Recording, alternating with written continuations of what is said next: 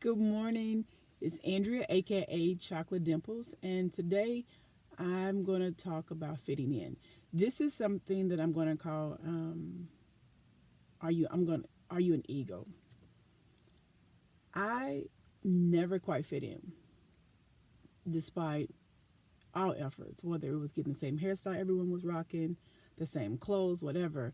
I just never fit in ever. Um I'm going to use an analogy, and I'm not a big fan of analogies, but however, this is the best way for me to describe exactly how I felt. Imagine being an eagle, but you are raised on a farm in a chicken coop. Despite your size, despite the fact that you have larger wings, you walk, you cluck, and you behave just like a chicken. But deep down, you feel like you a little different. You know something about you is just not like everyone around you. So occasionally you will you will expand your wings and catch a breeze. And in those moments, you wonder, maybe you question, maybe I can fly. Can I fly?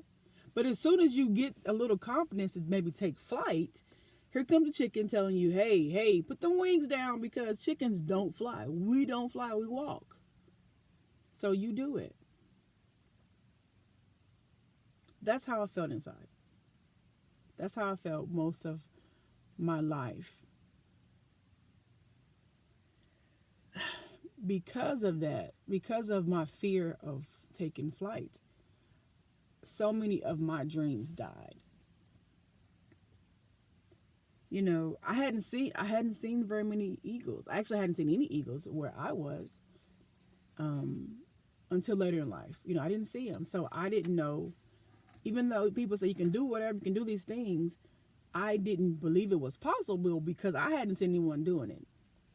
The Creator has given me a lot of gifts, a lot of talents, and I'm not saying that to sound cool because it's taken me a very long time to even fully embrace who I am and what I can do because of times when I've tried to step out there. It was scary because I naturally separated and it was uncomfortable. I don't know, if it was abandonment issues that I was dealing with because I didn't want to be alone. Because that's what would happen. People would kind of push away. My environment would shift, and the people that I wanted in my world would sometimes be offended. But I realized that separation was necessary because those people were chickens who needed to get away from me. That I needed to, in order for me to grow. And so I spent time in isolation, and that was kind of scary. But then I found out that my elevation required a level of isolation. It was time. It was where I could truly focus on myself and grow. I needed that space. It's like the butterfly in the cocoon situation. You know. So as I continue to grow, and I got to understand who I am and accept my weird. And I tell everybody to accept your weird, accept those differences because that is funny because that's where my superpower is.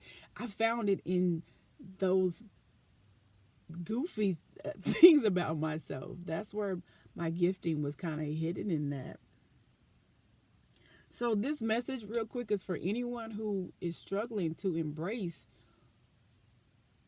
fully who they are because they want to fit in and they know they don't, but they but they try and they want to be in that space. I would challenge you, no, don't try. Do not try to fit in spaces that you don't belong because you may just miss out on the life that you're supposed to have. I was always that square peg trying to force my way into that round hole. And I stopped. I completely stopped. You know, I'm going to leave you with a message, with a quote that I saw just recently. And it says, you will never influence the world trying to be like it.